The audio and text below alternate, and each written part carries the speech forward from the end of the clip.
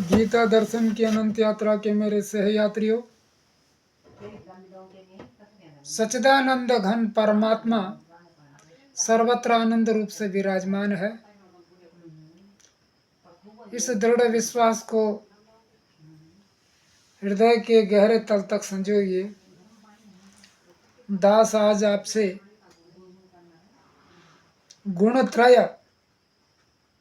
और वर्ण आश्रम धर्म इन पर चर्चा करना चाहेगा। प्रिय मित्रों, सनातन हिंदुत्व में जो वर्ण व्यवस्था है वो गुण कर्म के आधार पर है, न कि जन्म के आधार पर। जैसे कि गीता के श्लोक से ये बात स्पष्ट हो जाएगी।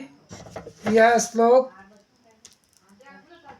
अध्याय क्रमांक 4 का श्लोक क्रमांक 13 है। चातुर्वर्ण्यम मया सृष्टम गुण कर्म विभागसः तस्य कर्तारमपि मां विद्य अकर्तारम अव्ययम्। अर्थात भगवान का कहने का मतलब है कि जो 4 वर्णों की व्यवस्था हुई है ये गुण कर्म और विभाग, गुण कर्म के विभाग पर है, सत्व रज और तम गुण आदि पर। जिसमें वैसे कोई व्यक्ति ऐसा हो ही नहीं सकता कि उसमें केवल सत्व गुण हो, क्योंकि जिसमें केवल सत्व गुण होगा वो सांसारिक जीवन में रह नहीं सकता। वह जंगल में जाकर एकांतवास करेगा और उसकी तपस्या का जो स्तर इतना ऊंचा होता है, उसकी तपस्या की पराकाष्ठा ये होती है कि वो जो पेड़ों से गिरती है पत्तियां, सूखी पत्तियां जो अपना जीवन समाप्त हो गई हैं, क्योंकि उसका मानना है कि हरी पत्तियों में जीवन होता है, पेड़ों को कष्ट होता है। जब वो पत्तियां सूख जाती हैं, वो गिरती हैं, तो तब उन मरी हुई पत्तियों को खाता है। और इतनी तपस्या उसकी दृढ़ होती है कि वो, आप लोग यकीन नहीं करेंगे, वो खेचरी मुद्रा की साधना करते हुए केवल अपना अमृत रस जो कुंडलिनी शक्ति उस जागृत होती है और वो अपने जो है कंठ तालु से जिह्वा को सटाकर ब्रह्मांड से ही अमृत रस का पान करता है। और वो जब वर्षा होती है तो उसी के जल से सेवन करता है, वो पानी पीने तक नहीं जाता कहीं। तो ऐसा सत्वगुणी तो अरबों खरबों में कोई एक व्यक्ति मिलना बहुत मुश्किल है। और ऐसे होते हैं अपने जीवन में, ऐसे बहुत सारे लोग मिले हैं। ये ओघड़ लोग होते हैं। ये घटना बहुत लंबी हो जाएगी, विषयांतर के भय से इस पर अलग से वीडियो बनाया जाएगा। लेकिन आगे मैं बताता हूँ कि जैसे जिसमें सत्वगुण की प्रधानता होती है, क्योंकि जो सांसारिक प्राणी है, जो संसार के बीच में व्यवहार कर रहा है, उसमें सभी गुण विद्यमान होते हैं, सत्व रजस तम। परंतु सत्वगुण प्रधान व्यक्ति में सत्वगुण अधिक होता है, रज और तम कम होते हैं। उन पर अधिकता होती है सत्वगुण की। और ऐसे व्यक्ति, ये ब्राह्मण, इन गुणों से, इनकी विशेषता यह है, इसकी विशेषता अलग बताएंगे अभी। और फिर दूसरा जो क्षत्रिय है उसमें रजोगुण प्रधान है। तीसरा जो वैश्य है उसमें सतो रज और तमोगुण लगभग सभी समान रूप से विद्यमान होते हैं। और जो शूद्र है उसमें तमोगुण की प्रधानता है और उसमें रज और सत आदि गुण लगभग लेस मात्र ही होते हैं। तो ऐसा व्यक्ति शूद्र होता है। तो अब ये इन लोगों के क्या गुण होते हैं, ये 18वें अध्याय में समझा गया है। 18वें अध्याय के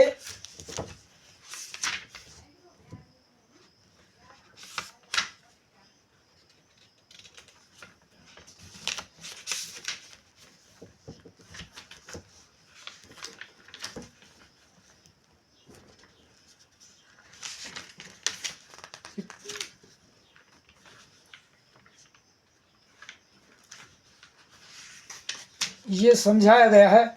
समो दमः तपः शौचम क्षांतिरार्जवमेव च ज्ञानम विज्ञानम आस्तिक्यम ब्रह्म कर्म स्वभावजम। शम का मतलब है अपने क्रोध इत्यादि दुर्गुणों का समन करना, दुर्भावों का समन करना, काम क्रोध लोभ मोह मद मत्सर आदि इनका शमन करना, शमन करना। दमः इंद्रियों का अपने इंद्रिय दमन करने में जो सक्षम होता है। तप कठोर तपस्या, तपस्या का मतलब अभी समझाया जा चुका है, पिछले वीडियो में बताया जा चुका है, बहुत पहले के वीडियो में बताया जा चुका है कि तप 3 प्रकार के होते हैं, शारीरिक मानसिक और वाचिक। उस प्रकार के तप वो करता है। पवित्रता, भाई और भीतर की पवित्रता, असत्य न बोलना, किसी के प्रति दुर्भाव न रखना, पक्षपात का भाव न रखना, ये गुण उस व्यक्ति के अंदर होते हैं। शांति, शांति माने किसी से अपराध हो जाने पर सहज रूप से उसको क्षमा कर देना। आर्जवम, आर्जवम माने सरलता, घुमा फुमा फिरा कर कोई बात न कहना, सीधी सीधी बात कहना, स्पष्टवादिता, ये ब्राह्मण का ज्ञान, ब्राह्मण का गुण बताया है। और निरंतर ज्ञान अर्जन करना और ज्ञान देना। और विज्ञानम आस्तिक्यम, आस्तिक्यम परमात्मा तत्व में उसकी आस्था होती है। ये ब्रह्म कर्म स्वाभाविक रूप से होते हैं, ये जन्मजात होते हैं, ये ट्रेंड नहीं करना पड़ता उसको। शौर्यम तेजो धिते दाख्यम युद्धे चाप्यपलायनम, युद्धे चाप्यपलायनम दानम ईश्वर भावच क्षात्रम कर्म स्वभावजम। शौर्य मने शूरवीरता, तेज मने महापुरुषों का वह गुण जिस कारण उनके सामने आते ही पापी और दुराचारी व्यक्ति अपने पाप और दुराचार करने से विरत हो जाते हैं, उनको भय लगता है उनके कारण।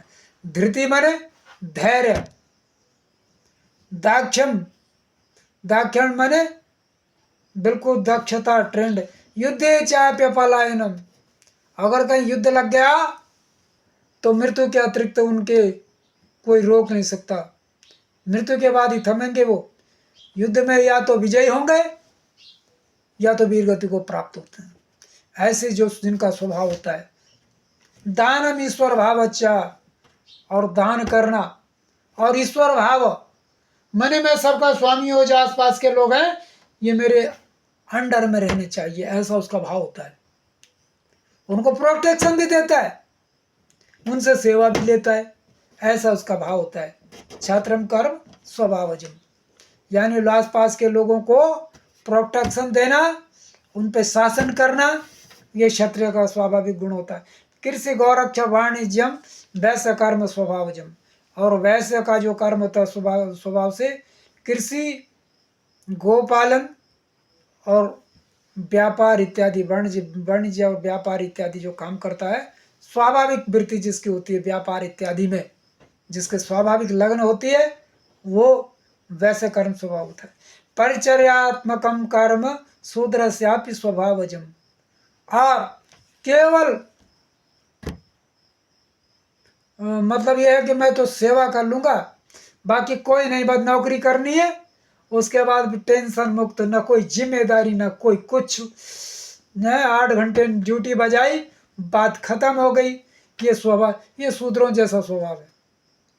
और आज आप जानते हैं कि इसी स्वभाव से ग्रसित है ब्राह्मण कुल में भी जन्म ले, क्षत्रिय में हो, वैश्य में हो, या उस शूद्र कुल में, तो जो जन्मा होगा उसका स्वाभाविक गुण ही है। बोलो नौकरी मिल जाए, चाहे कम की मिले जितने की मिले, और अगर फिर उसके बाद अपने जितने घंटे की ड्यूटी वो बजाई और बात खत्म हो गई, कोई जिम्मेदारी नहीं उसके बाद। ऐसा जिसका स्वभाव होता है वो शूद्र होता है। तो आज हम बहुत से ब्राह्मण हैं, ब्रह्म कुल में जन्म लेने के बाद वो भ्रम में जीते हैं कि हम ब्राह्मण हैं, लेकिन अपने वो आत्म मूल्यांकन करें तो कितने ब्राह्मण हैं। खाद्य अखाद्य का वो ध्यान नहीं रखते, और जितना एक ब्राह्मण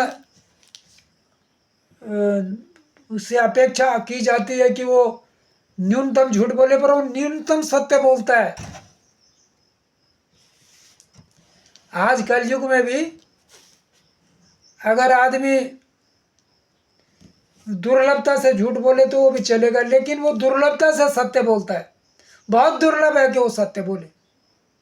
ये इस प्रकार के अधिकांश ब्राह्मणों के हो गए। सभी ब्राह्मण नहीं होंगे, अभी कई अच्छे ब्राह्मण भी होंगे, और उन दुराचारी ब्राह्मणों के कारण ही लोग चुटकुले ब्राह्मणों पे बना रहे हैं, क्योंकि लोगों के दृष्टि में भी ब्राह्मण आए कभी है नहीं। और क्षत्रिय जो होता है वो भी वचन का पक्का, अनुशासन,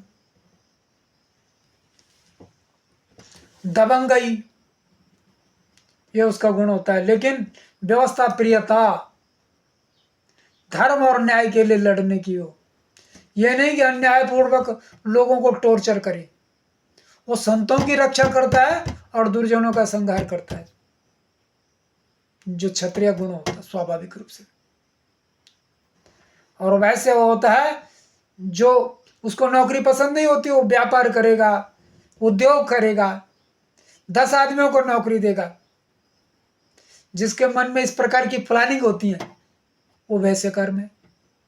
और जो ये है कि भाई चाहे मुझे 1500 की नौकरी मिल जाए, 2000 की नौकरी मिल जाए, मैं वैसे ही गुजारा कर लूंगा, जिसके मन में ये भाव होता है वो शूद्र है। आज आप सभी लोग अपना मूल्यांकन कर सकते हैं वो किस वर्ण के हैं। तो हमारे पूर्वजों ने उनके गुणों के आधार पर उनकी लोगों समाज में व्यवस्था बनाने के लिए उनका काम बांट दिया। जब देखा लोगों में गुण, उन ऋषि महर्षियों ने, मनोवैज्ञानिकों ने जब देखा तो उस आधार पर समाज व्यवस्था बनाने के लिए वो वर्ण व्यवस्था बांट दी, लेकिन छुआछूत नहीं थी उसमें। अब एक बात और बता रहा हूं, ये बोल रहा है कि ढोल गवार शूद्र पशु नारी ये सब ताड़न के अधिकारी, ये जाति के कारण नहीं। अब जो तामोगुणी व्यक्ति होगा, जब क्रोध आ जाए तो किसी के काबू में होने वाला नहीं है, या उल्टी ही सोच रखने वाला। अभी आएगा इसमें, जिसने गीता पढ़ो भाई, हिंदी सब उसमें हिंदी अर्थ लिखा है। जिसको संस्कृत भी पढ़ना नहीं आता, गीता पूरे गोरखपुर का ये गुटका है छोटा सा, इसमें अर्थ सहित बहुत बड़ी पुस्तक नहीं है। इसको पढ़ो और इसको पढ़ के देखोगे आप, तो जिसमें भाई ये बिल्कुल उल्टी बुद्धि है, समाज में अव्यवस्था पैदा कर देगा अगर उसको कोई कम कुछ नहीं होगा। तो ऐसे व्यक्ति ताड़न का अधिकारी है कि नहीं? तो उस समय जो था वो डीएनए के आधार पर जो है लोगों के, पर बाद में वर्ण संकर समाज पैदा हो गया। इसीलिए एक कहावत है, हमारे गढ़वाल में बहुत कहावत प्रचलित थी, कृष्ण जाने पिता और माता जाने पिता और कृष्ण जाने गीता। ये बात लोगों की ये कहावत प्रचलित है, अर्थात पिता कौन है ये माँ के अलावा दूसरा कोई नहीं जानता। मेरे यहाँ पर कुछ किसी भी वर्ण को अपमानित करने का उद्देश्य नहीं है, लेकिन हमारे समाज में वर्ण संकरता आ गई है, इसीलिए लोगों को व्यवहारों में देखा जा सकता है। जो शूद्र घर में जन्म ले रखा, उसमें ब्राह्मण के, जो ब्राह्मण घर में जन्म ले रखा है उसमें शूद्र के गुण हो सकते हैं, या क्षत्रिय के गुण हो सकते हैं ब्राह्मण कुल में पैदा हुए व्यक्ति को, और क्षत्रिय कुल में पैदा हुए व्यक्ति के अंदर ब्राह्मण के गुण हो सकते हैं, वैश्य कुल में पैदा हुए व्यक्ति में ब्राह्मण के गुण हो सकते हैं, शूद्र के हो सकते हैं, या शूद्र कुल में पैदा हुए व्यक्ति में ब्राह्मण क्षत्रिय वैश्य किसी के भी गुण हो सकते हैं, क्योंकि समाज लगभग लगभग स्वेच्छाचारी और वर्ण शंकर हो गया है। यह कलयुग की विशेषता शास्त्रों में बता भी रखी है। दास की बातों से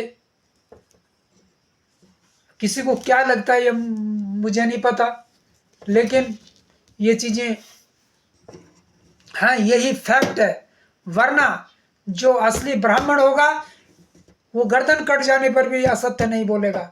असत्य बोलेगा केवल कब? परोपकार में, जहां किसी की जान, निर्दोष की जान जा रही हो और उस निर्दोष को बचाने के लिए अगर उसे असत्य बोलना पड़ेगा तब वो झूठ बोल देगा उस समय, क्योंकि निर्दोष की जान जा रही है। तो प्रिय बंधुओं, मैं अपनी बात को कहने में कितना सफल रहा ये अपने कमेंट्स में जरूर बताएं।